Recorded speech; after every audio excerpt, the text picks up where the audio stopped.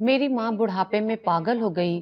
Doctor ने कहा इनका खास ख्याल रखें। मेरी बीवी दिन रात माँ की खिदमत करती, दिन में 3 बार खाना खिलाती, दवाई खिलाती, फल फ्रूट खिलाती, माँ के कपड़े जूते हर चीज का ख्याल रखती। मगर माँ हर किसी से गिला करती, कहती मेरी बहू बहुत जालिम है, खाने को कुछ नहीं देती, 3 3 दिन भूखा रखती है और कमरा बंद करके डंडे से मारती है, और बेटा बीवी का गुलाम बना हुआ है।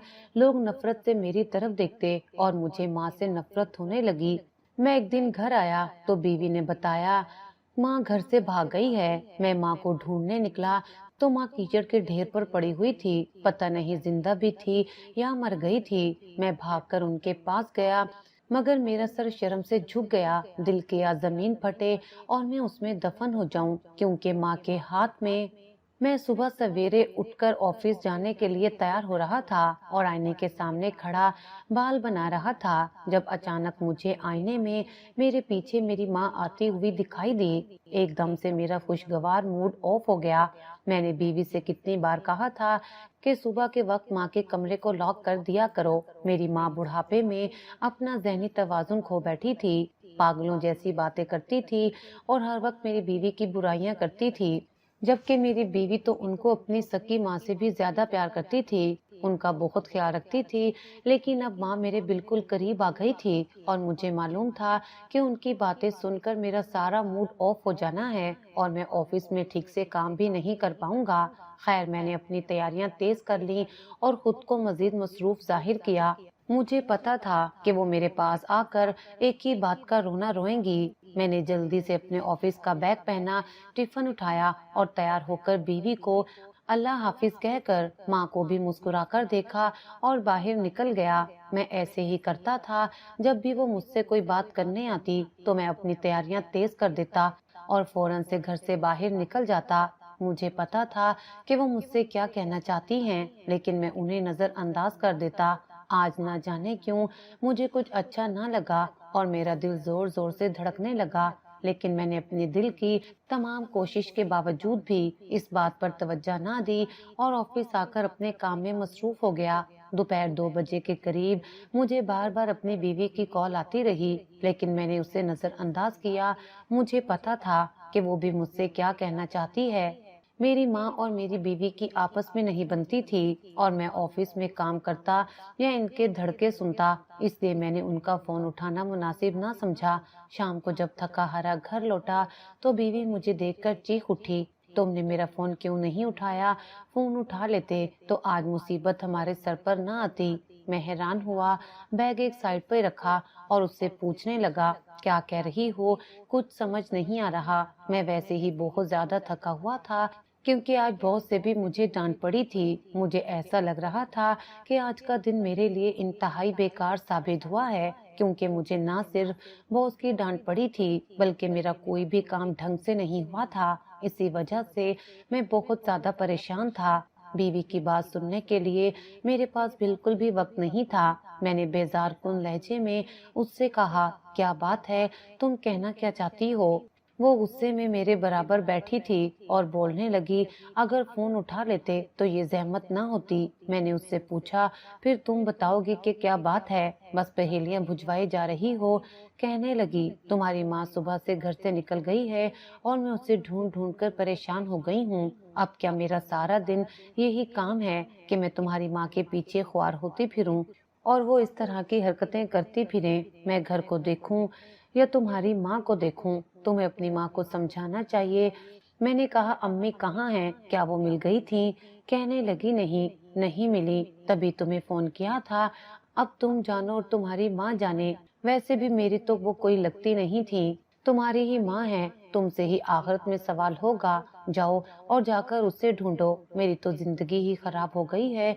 और भी मेरी बीवी न जाने क्या कुछ कहती रही, लेकिन मेरे तो पैरों तले से जमीन ही खिसक गई थी, क्योंकि उसने जो कुछ कहा था उसे सुनने के बाद मुझे अंदाजा हो गया कि आज का दिन मेरा बेकार क्यों है। मैं रोने लगा। मैं उठा, अपनी माँ को ढूंढने लगा, यहाँ तक कि रात हो गई, लेकिन वो मुझे कहीं भी नहीं मिली। मैंने ढूंढते ढूंढते अपने एक दोस्त को भी साथ ले लिया اس نے مجھے دلاسا دیا، تسلی دی کہ دیکھو یہیں کہیں ہوں گی، زیادہ دور نہیں جا سکیں گی، وہ بوڑھی ہیں۔ لیکن میرا دل نہ جانے کیوں کسی انجانے خوف کا شکار تھا، یہاں تک کہ ہم اپنے گھر کے پاس بنے کچرے کے ایک ڈھیر کے پاس بیٹھ گئے۔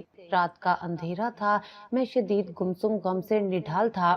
میرا دوست مجھے بار بار تسلی دے رہا تھا۔ میں کسی سے کیا کہتا کہ میں نے اگر شروع سے ہی اپنی ماں کا دھیان کیا ہوتا تو یہ سب کچھ نہ ہوتا، لیکن میں اب کسی کو بھی کچھ نہیں کہہ سکتا تھا۔ چنانچہ میں وہیں بیٹھ کر رونے لگا۔ اسی دوران رات کے اندھیرے میں مجھے ایسا لگا کہ کچرے کے ڈھیر کے پاس کوئی وجود ہے۔ میرے دوست نے بھی میری توجہ اس جانب دلوائی اور اسٹریٹ لائٹ کی روشنی کی طرف ہم نے جب اس کا چہرہ دیکھا تو ایک لمحے کے لیے میرے پاؤں تلے سے زمین نکل گئی۔ میرے دوست نے بھی میری طرف دیکھا، کہا یہ تمہاری امی کیسے ہو سکتی ہیں؟ یہ تو کسی کچرے کے ڈھیر پر بیٹھی فقیرنی ہے۔ میں نے تو تمہاری امی کو دیکھا تھا، وہ تو بہت خوش لباس تھیں یار، اور اچھے سے رکھ رکھاؤ والی انسان تھیں، ان کی یہ حالت نہیں ہو سکتی۔ چلو ہم کہیں اور جا کر ڈھونڈتے ہیں۔ میں نے اسے کہا تم چلے جاؤ، میں اب صبح ہی کوشش کروں گا، رات بہت ہو گئی ہے۔ میرا دوست آگے بڑھا، اس نے میرے کندھے پر ہاتھ رکھا، مجھے دلاسا دیا، تسلی دی اور وہاں سے چلا گیا۔ کہنے لگا میں کل آؤں گا اور تمہارے ساتھ مل کر آنٹی کو ڈھونڈوں گا، وہ بھی میری ماں کی جگہ پر ہیں۔ اس کی بات سنتے ہی مجھ پر گھڑوں پانی پڑ گیا۔ وہ جیسے ہی گیا تو میں بھاگ کر اس عورت کو غور سے دیکھنے لگا۔ میری حیرت کی انتہا نہ رہی کہ جو کچھ میں نے دیکھا تھا وہ سچ تھا یا کوئی جھوٹ۔ میں نے کئی بار اپنے آپ کو چٹکی کاٹی کہ نہیں میں کوئی خواب دیکھ رہا ہوں، لیکن جو کچھ میں دیکھ رہا تھا وہ حقیقت تھی، اور ایسی بھیانک حقیقت تھی کہ اس حقیقت کے بعد مجھے کچھ ہوش نہ رہا۔ جو کچھ میں نے اپنی آنکھوں سے دیکھا اس منظر نے میرے پیروں تلے سے زمین کھسکا دی تھی، اور مجھے ایسا لگا تھا کہ میں کبھی اگلا سانس نہیں لے پاؤں گا۔ یہ کیسی قیامت تھی جو مجھ پر ٹوٹ پڑی تھی۔ میں وہیں بیٹھ کر زاروں قطار رونے لگا۔ اسی دوران اس فقیرنے کی نظر مجھ پر پڑ گئی۔ اس کے بعد جو کچھ ہوا وہ بیان کرنے کے قابل نہیں ہے۔ میں شرمندگی کی اتھاہ گہرائیوں میں گرتا چلا گیا، اور میں ان تمام لمحات کو سوچنے لگا جب میری ماں نے میرے لیے اپنی زندگی تباہ کی تھی اور مجھ پر اپنا سب کچھ قربان کر دیا تھا۔ میں کیسا بیٹا تھا، میں اپنے آپ پر لعنت بھیجتا ہوا ماضی میں کھو گیا، جس کی دردناک داستان کی بنا پر آج میں خود کو کوس رہا تھا۔ میرا نام علی ہے اور میں اپنے والدین کا اکلوتا بیٹا ہوں۔ میں نے جب سے ہوش سنبھالا ہے تو اپنے گرد ماں کو ہی پایا۔ امی نے مجھے شروع سے ہی سمجھا دیا تھا کہ بیٹا علی، تمہارے ابا روزگار کے سلسلے میں بیرونی ملک مقیم ہیں، اور یہ شادی کے بعد ہی یہ سلسلہ شروع ہو گیا تھا۔ امی دادی اماں کے ساتھ رہتی تھیں، اور میرے ایک چاچو بھی تھے جو غیر شادی شدہ تھے، بلکہ وہ ایک نکمے انسان تھے جنہیں کام کاج سے کوئی لینا دینا نہیں تھا۔ یہاں تک کہ وہ میری امی کو ہر بار تنگ کرتے کہ بھابھی بھیا سے کہیں مجھے اتنے پیسے بھیجیں۔ میری دادی بھی میری امی کو بہت تنگ کیا کرتی تھیں، لیکن امی صبر شکر سے وہاں رہ رہی تھیں کیونکہ ان کے پاس کوئی اور ٹھکانہ نہیں تھا۔ میری امی بھی اپنے والدین کی اکلوتی اولاد تھیں، اور جب سے انہوں نے ہوش سنبھالا تھا تب سے انہوں نے ماں باپ کے نام پر صرف اپنی ماں کو دیکھا تھا جو ان کے چچا چچی کے رحم و کرم پر تھیں، اور پھر جب ان کا انتقال ہوا تو میری امی بھی اکیلی ہو گئیں۔ انہوں نے بہت دکھ سہے تھے، اور چچا چچی نے جلدی ان کی دیکھ بھال کر کے شادی کر دی تھی کہ اب وہ مزید ان سے نہیں پالی جا رہی تھی، اس لیے انہوں نے میرے ابو کا انتخاب کیا تھا۔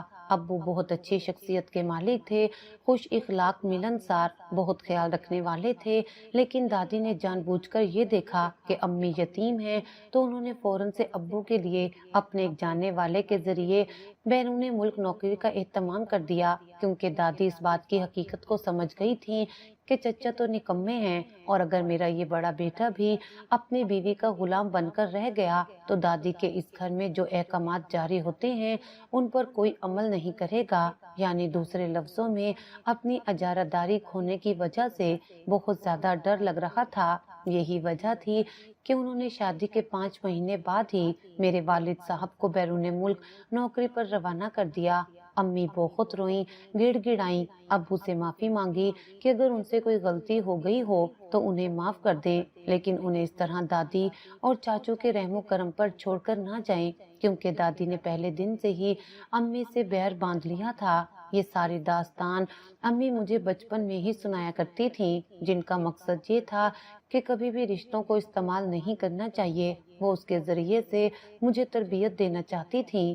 دن گزرنے لگے، امی رو دھو کر چپ ہو کر اب میری تربیت پر لگ گئی تھیں، کیونکہ شادی کے 6 مہینے میں ہی انہیں خوشخبری مل گئی تھی، یعنی ابو کے جانے کے بعد ہی وہ امید سے ہو گئیں، اور یوں پورے 9 مہینے بعد میں پیدا ہوا تو ابو نے پہلی بار کام سے چھٹی لے کر آنے کا ارادہ ظاہر کیا، لیکن دادی نے انہیں صاف منع کر دیا کہ یہاں آنے کی کوئی ضرورت نہیں ہے، اب تم فیصل کی شادی کے لیے پیسے جمع کرو۔ فیصل میرے چاچو کا نام تھا۔ ابو مجھے دیکھے بغیر ہی مجھ سے محبت کرنے لگے۔ وہ اکثر امی کو خط لکھا کرتے تھے جس میں میرا ذکر بہت زیادہ ہوتا، یعنی وہ اپنی اولاد کی یاد میں تڑپ رہے تھے، لیکن دادی نے انہیں اپنی اولاد سے ملنے سے منع کر دیا اور صاف طور پر کہہ دیا تمہیں وہاں بیٹھ کر ابھی اپنے بھائی کی ذمہ داری اٹھانی ہے۔ کبھی کبھی امی بیٹھ کر مجھ سے کہا کرتی تھیں کہ علی، تمہارے ابو کی کوئی بہن نہیں ہے، اگر بہن ہوتی تو تمہارے ابو بھی یہاں پلٹ کر واپس نہ آتے۔ ہوا یوں تھا کہ دادی بیمار رہنے لگی اور اب انہیں اندازہ ہوا کہ ابو کو یہاں بلوا لیا جائے، کیونکہ فیصل چچو کی شادی بھی ہو رہی تھی اور دادی نے ان کے لیے لڑکی تلاش کر لی تھی۔ اب دادی کو احساس ہو رہا تھا کہ انہوں نے امی کے ساتھ غلط کیا ہے۔ اس وقت میں 6 سال کا ہو چکا تھا۔ 6 سال تک ابو نے مجھے نہیں دیکھا تھا۔ اسی طرح والد صاحب نے امی کو خوشخبری سنائی کہ وہ جلد یہاں آنے والے ہیں، کیونکہ انہوں نے اپنی جمع پونجی اکٹھی کر لی ہے کہ وہ اپنا کاروبار دوبارہ کھولیں گے اور فیصل کو بھی کاروبار میں شریک کریں گے، یوں انہیں دوبارہ باہر جانے کی ضرورت نہیں پڑے گی۔ امی نے یہ بات کسی کو نہیں بتائی، بس صبر سے انتظار کرنے لگی کہ کب میرے ابو واپس آتے۔ اسی دوران دادی بیمار ہو گئیں تو ابو کو مجبوراً آنا پڑا۔ مجھے دیکھتے ہی وہ رونے لگے اور مجھے گلے سے لگایا پیار کرنے لگے کہ میرا بیٹا کب اتنا بڑا ہو گیا، مجھے پتہ ہی نہ چلا۔ میرے لیے وہ اجنبی تھے، اس لیے میں ان سے کھچا کھچا سا رہنے لگا، اور یہ بات انہیں بہت زیادہ تکلیف دے رہی تھی کہ ان کا بیٹا جو ان سے محبت کرتا ہے وہ اپنے باپ کو ہی نہیں پہچانتا۔ میں چھوٹا تھا، لیکن میری یادداشت میں ان کا وہ چہرہ ابھی تک محفوظ ہے جب وہ مجھے دیکھتے اور میں انہیں کوئی جواب نہ دیتا، بس امی سے چپک کر بیٹھ جاتا تو ان کے چہرے پر جو تکلیف کے آثار نمایاں ہوتے وہ میرا بھی دل چیرنے کے لیے کافی تھے، لیکن میں اس وقت سمجھدار نہ تھا، نادان تھا، اس بات کو سمجھ نہ سکا، پر جب جب وہ چہرہ یاد آتا تو حیرت زدہ رہ جاتا اور سوچتا کہ کاش ایسا نہ ہوتا، کاش وہ مجھے پہلے سے ہی اپنی آغوش میں لے لیتے تو میں بچپن سے ہی ان کے لمس سے واقف ہوتا، لیکن خیر اب ہاتھ سے وقت نکل چکا تھا۔ دادی بیمار ہو گئی تھیں، ابو ان کی خدمت میں لگے رہتے۔ امی خوش تھیں کہ ابو ہمارے پاس آ گئے ہیں۔ ابو کو یہاں پاکستان آئے ہوئے 4 مہینے ہو چکے تھے۔ اسی دوران دادی کا انتقال ہو گیا۔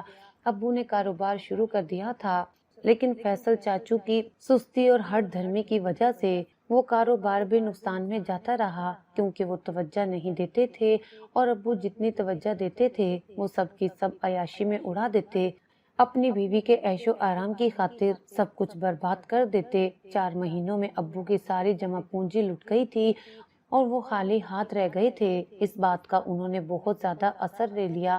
فیصل چاچو کو بھی کہا کہ اب تمہیں کچھ کرنا چاہیے، اس طرح کب تک چلتا رہے گا، میں تمہاری بیوی کا خرچہ کب تک اٹھاتا رہوں گا، میری اپنی بیوی اور بچہ بھی موجود ہے۔ اس بات پر فیصل چاچو نے بہت زیادہ ہنگامہ کر دیا۔ ابو نے ہمارے لیے ایک پلاٹ بک کروا کر رکھا ہوا تھا اور وہ اس پر گھر تعمیر کروا رہے تھے۔ ابھی گھر آدھا بھی نہ ہوا تھا کہ ابو سخت بیمار پڑ گئے۔ کاروبار تو ویسے ہی نقصان میں جا رہا تھا، گھر میں کھانے کے بھی لالے پڑ گئے تھے۔ البتہ دادی کے کچھ زیورات موجود تھے جو دادی وصیت کر کے گئی تھی کہ دونوں بھائی آپس میں بانٹ لینا، لیکن چاچو نے ان زیورات پر بھی قبضہ کر لیا اور ابو کو صاف اور واضح طور پر کہہ دیا کہ آپ کا اس سونے سے اور زیورات سے کوئی لینا دینا نہیں ہے۔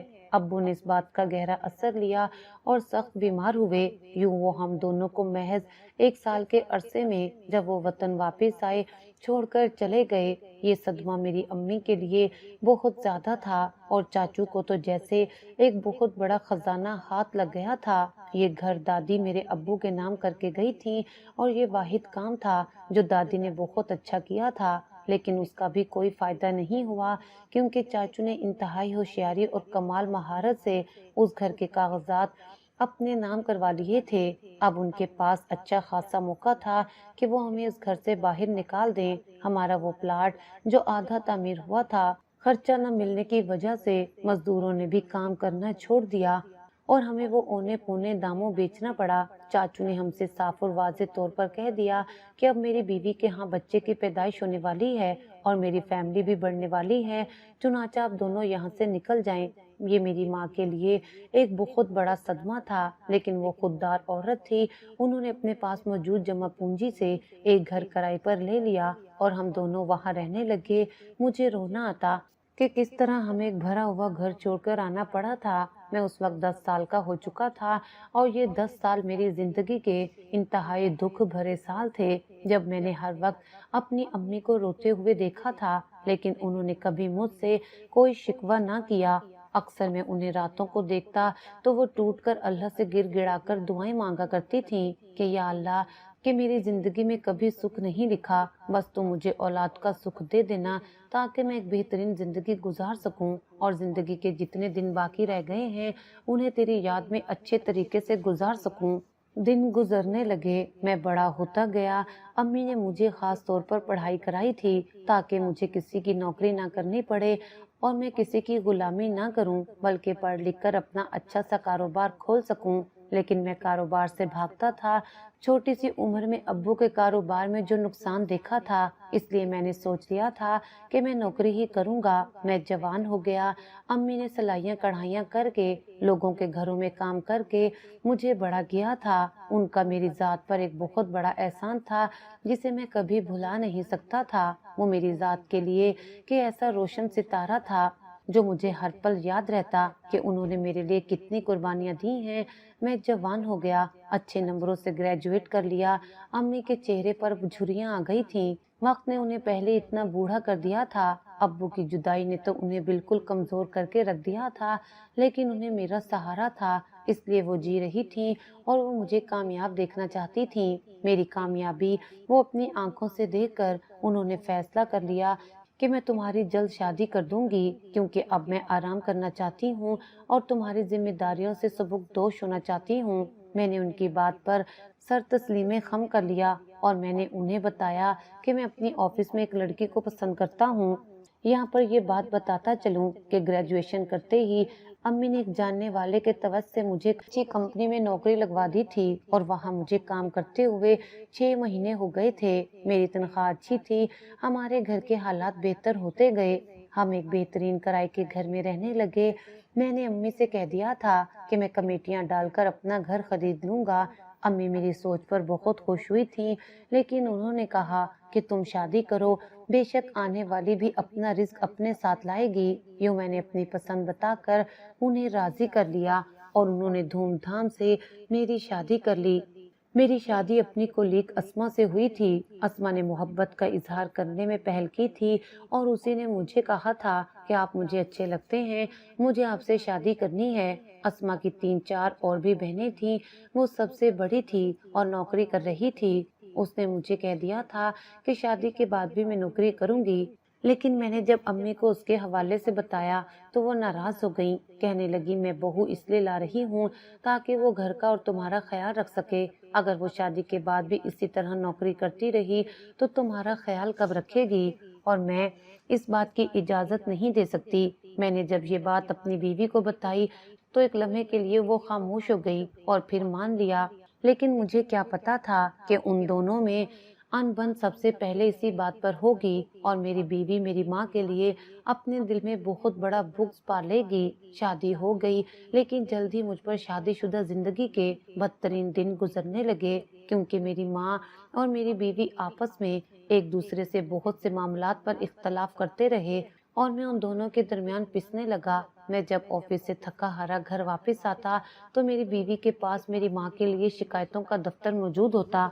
रफ्ता रफ्ता मैंने उनकी शिकायतों पर तवज्जो देना छोड़ दी तो मेरी बीवी ने भी मुझे शिकायत करना छोड़ दी। लेकिन अब उल्टा हिसाब हो गया था। मेरी माँ मुझे पहले से काफी ज्यादा कमजोर दिखाई देने लगी।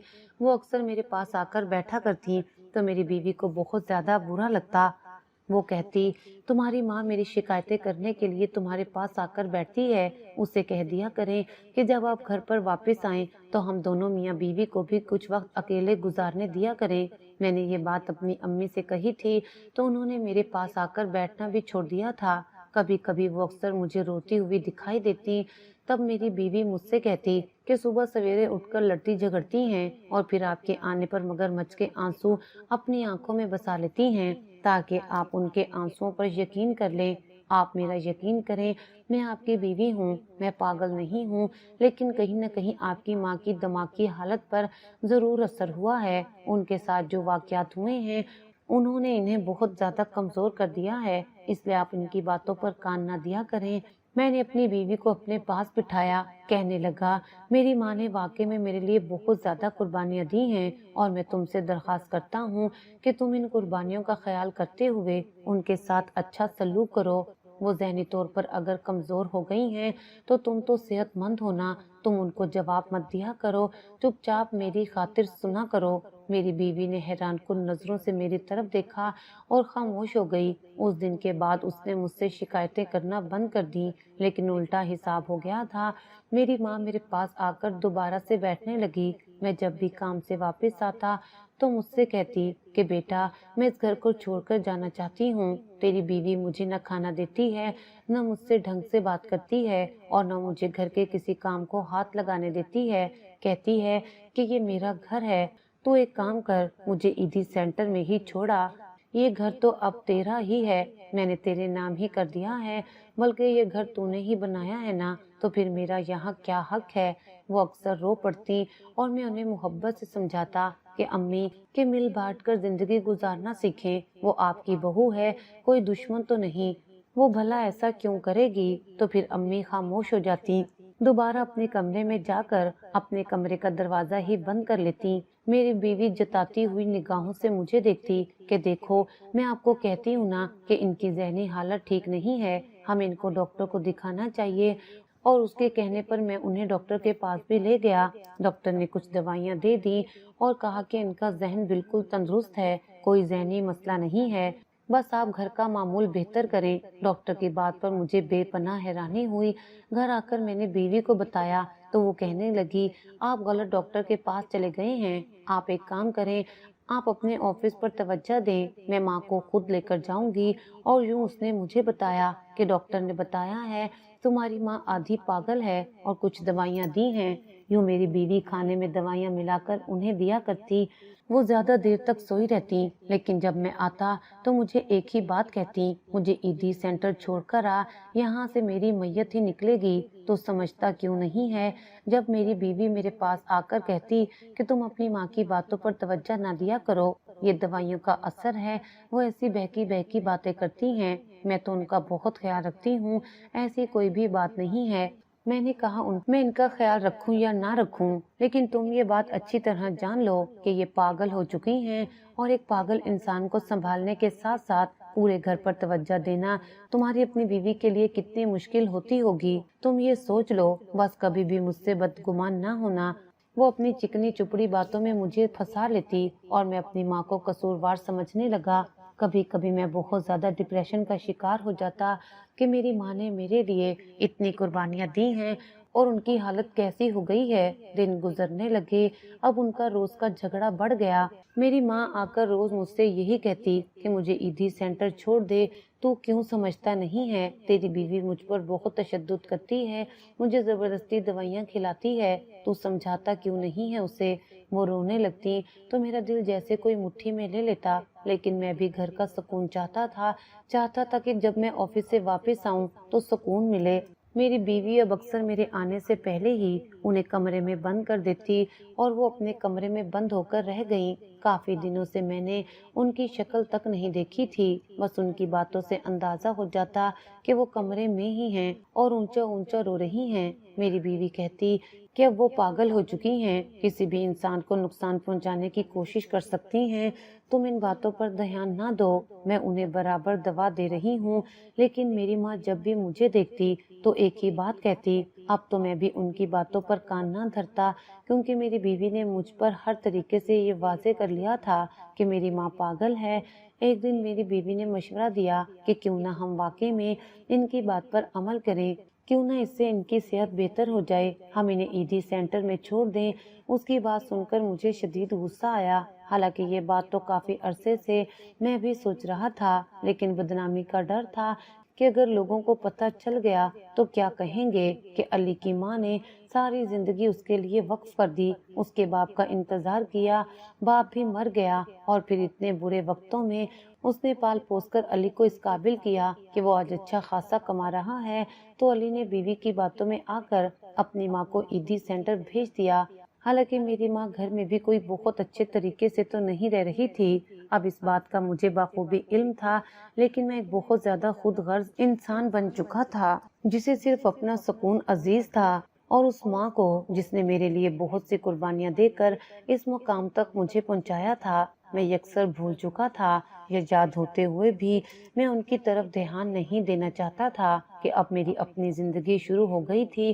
میں سکون چاہتا تھا کہ جب گھر آؤں تو مجھے سکون ملے۔ بیوی کو بھی میں نے کہہ دیا تھا کہ تمہیں جو ٹھیک لگتا ہے وہ کرو، مجھے تم پر بھروسہ ہے، تم میری ماں کے ساتھ کچھ بھی غلط نہیں کرو گی۔ اب اکثر مجھے ان کے رونے اور چیخنے کی آواز ان کے کمرے سے آتی، لیکن میری بیوی میرے گھر آتے ہی انہیں ان کے کمرے میں بند کر دیتی، اور جب میں صبح آفس کے لیے نکل رہا ہوتا تب تک ان کے کمرے پر تالا پڑا ہوتا۔ میں سب کچھ جانتے بوجھتے اپنی آنکھیں بند کر چکا تھا اور اپنے کانوں میں انگلیاں ٹھونس چکا تھا، لیکن مجھے کیا پتا تھا کہ میری زندگی میں ایک ایسا موقع آنے والا ہے جس کی بنا پر مجھے سبق ملے گا اور میں اپنی ساری زندگی پچھتاتا رہوں گا۔ ہوا یہ تھا کہ آج بھی میں حسب معمول آفس کے لیے تیار ہوا تو میری ماں میرے پیچھے پیچھے چلی آئی۔ میں نے اس کی کوئی بات نہ سنی اور کہہ دیا کہ امی صبح ہی صبح میرا دماغ خراب مت کیا کریں۔ وہ رونے لگی، میرے سامنے ہاتھ جوڑ دیے کہ مجھے ایڈی سینٹر میں چھوڑ آنا،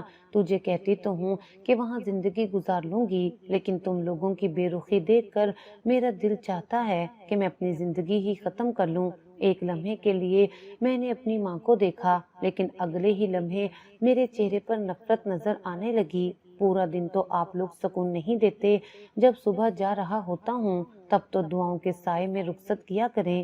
یہ سنتے ہی میری ماں نے آگے بڑھ کر میرے سر پر ہاتھ رکھا اور میں اس روز آفس انتہائی برے مزاج کے ساتھ آیا۔ نہ جانے کیوں لیکن میرا دل زور زور سے دھڑک رہا تھا۔ آفس میں بھی کسی کام میں میرا دل نہیں لگتا تھا، سارے کام غلط ہونے لگے تو باس نے بھی مجھے خوب ڈانٹا کہ پچھلے کچھ دنوں سے تمہاری توجہ کام پر نہیں ہے۔ اب میں انہیں کیا بتاتا کہ میں اپنی ماں کے معاملے میں بیوی پر ہرگز بھی بھروسہ نہیں کرتا تھا، لیکن چونکہ مجھے گھر کا سکون عزیز تھا اس لیے میں نے اسے کھلی چھوٹ دے رکھی تھی کہ وہ میری بوڑھی ماں کے ساتھ جو چاہے وہ سلوک کرے۔ میں کتنا بدبخت انسان تھا اس بات کا اندازہ مجھے جلد ہونے والا تھا۔ ہوا یوں کہ میں آفس سے واپس آیا تو میری بیوی نے مجھ پر چیخنا چلانا شروع کر دیا، کہنے لگی صبح سے جب سے آپ گھر سے نکلے ہیں تو دوپہر کے وقت میں نے آپ کو بہت زیادہ فون کیے، آپ نے میرا فون کیوں نہیں اٹھایا؟ میں نے موبائل دیکھ لیا تھا لیکن مجھے پتا تھا کہ وہ میری ماں کی شکایتیں ہی کرے گی، اس لیے میں نے فون بند کر دیا، لیکن اب اس نے جو کچھ مجھے کہا اسے سن کر مجھے اپنی سماعتوں پر یقین ہی نہ آیا۔ اس نے مجھے کہا کہ تمہاری ماں گھر سے بھاگ گئی ہے اور میں نے اسے بہت ڈھونڈا، وہ نہیں ملی، بہت مصیبت بن گئی ہے یہ تو میرے لیے۔ لیکن میرا دل جیسے فنا ہونے لگا۔ میں نے پھٹی پھٹی نگاہوں سے اپنی بیوی کی طرف دیکھا کہ یہ کیا کہہ رہی ہو تم؟ ہوش میں تو ہو، وہ گھر سے کیسے نکلی؟ یہ الگ بات تھی کہ میں بہت زیادہ خود غرض تھا، میں نے ان کا کوئی دھیان نہ رکھا، نہ ان کے بارے میں پوچھنے کی کوشش کی کہ وہ ٹھیک ہیں یا نہیں، اور میری بیوی کا رویہ ان کے ساتھ کیسا ہے، جبکہ یہ بات روز اول کی طرح روشن تھی کہ میری بیوی کا رویہ میری ماں کے ساتھ بالکل بھی درست نہیں ہے۔ اب میرے پیروں تلے سے زمین کھسک گئی اور میں دیوانہ وار باہر نکل گیا، رات تک انہیں ڈھونڈتا رہا پاگلوں کی طرح، کبھی ادھر تو کبھی ادھر، کبھی کون سے ہاسپٹل، کبھی کون سے پولیس اسٹیشن، یہاں تک کہ اب رات کو تھک ہار کر اپنے دوست کے ہمراہ گھر کے پاس کچرا منڈی کے قریب بنے چبوترے پر بیٹھ کر رونے لگا۔ میرے دوست نے مجھے حوصلہ دیا۔ اس وقت وہاں گلی سنسان تھی اور اسٹریٹ لائٹ کی روشنی جل رہی تھی۔ میرے دوست نے کہا کہ ماں جی بہت بوڑھی ہیں، وہ اتنی دور نہیں جا سکتی، ہمیں آس پاس پہلے تلاش کرنا چاہیے تھا۔ میں نے اس کی طرف دیکھا، اچانک اس کی نظر سامنے کچرے کے ڈھیر کے پاس ایک بوڑھی عورت پر پڑی جو کچرے کے ڈھیر سے کھانا چن کر کھا رہی تھی۔ اسے ابکائی آئی اور مجھے کہنے لگا، دیکھ یار، یہ نہ جانے کیوں مجھے ماں جیسی لگتی ہے، دیکھ تو کہیں وہی تو نہیں ہے۔ میں نے اسے ڈپٹ دیا، کہنے لگا، پاگل ہو گیا ہے تو؟ کیا میری ماں کا دماغی توازن درست نہیں ہے؟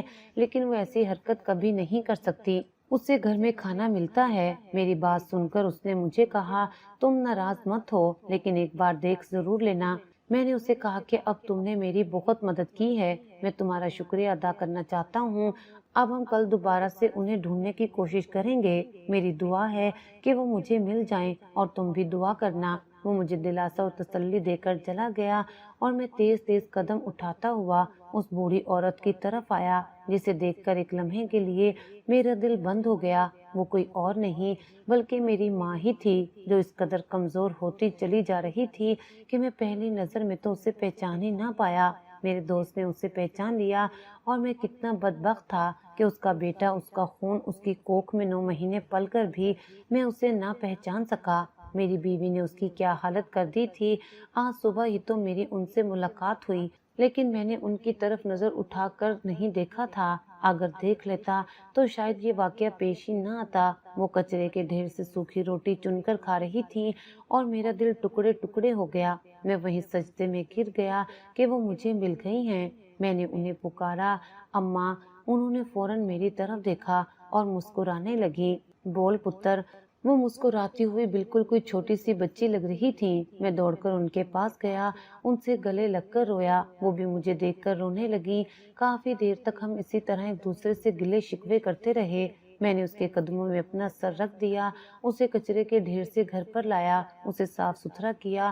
اس دوران میری بیوی کے چہرے کے تاثرات دیکھ کر میں سمجھ گیا کہ یہ سب کچھ اس کی سازش تھی۔ حالانکہ میری ماں نے میری بیوی کے متعلق ایک لفظ بھی مجھ سے نہ کہا، بس مجھ سے اتنی شکایت کی کہ تو نے بھی اپنی ماں سے آنکھیں پھیر لی نا۔ اس لیے میں گھر سے باہر چلی گئی کہ میں خود ہی ایڈی سینٹر چلی جاتی ہوں، لیکن میں راستہ بھول گئی اور صبح سے لے کر رات تک میں یہیں کچرے کے ڈھیر کے پاس بیٹھی ہوئی ہوں۔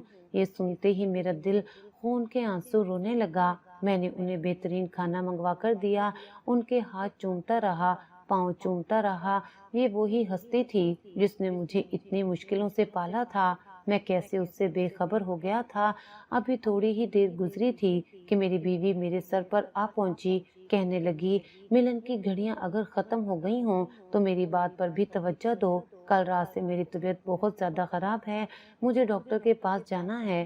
میں نے اس کی طرف نفرت سے دیکھا اور کہنے لگا، جس ڈاکٹر سے تم میری ماں کا علاج کروا رہی تھی اسی سے دوائی لے لو، وہ بہت اچھی دوائی تو دیتا ہے۔ دیکھو میری ماں کی حالت بھی تو ٹھیک ہو گئی ہے نا، تم بھی ٹھیک ہو جاؤ گی۔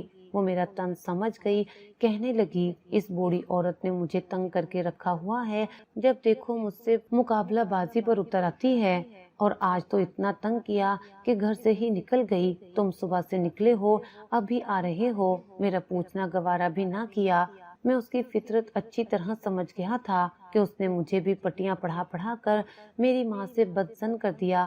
میرے گھر میں اس عورت کی کوئی جگہ نہیں تھی۔ میں نے اسے غصیلی نگاہوں سے دیکھا اور کہا، تم اپنی ماں کے گھر کچھ دیر رہ کر آؤ تاکہ تمہارا دماغ درست ہو جائے۔ لیکن وہ الٹا مجھ سے لڑنے لگی، کہنے لگی، یا تو میں اس گھر میں رہوں گی یا یہ بڑھیا رہے گی۔ میں نے اس سے خود دھکا دے کر گھر سے نکالا تھا۔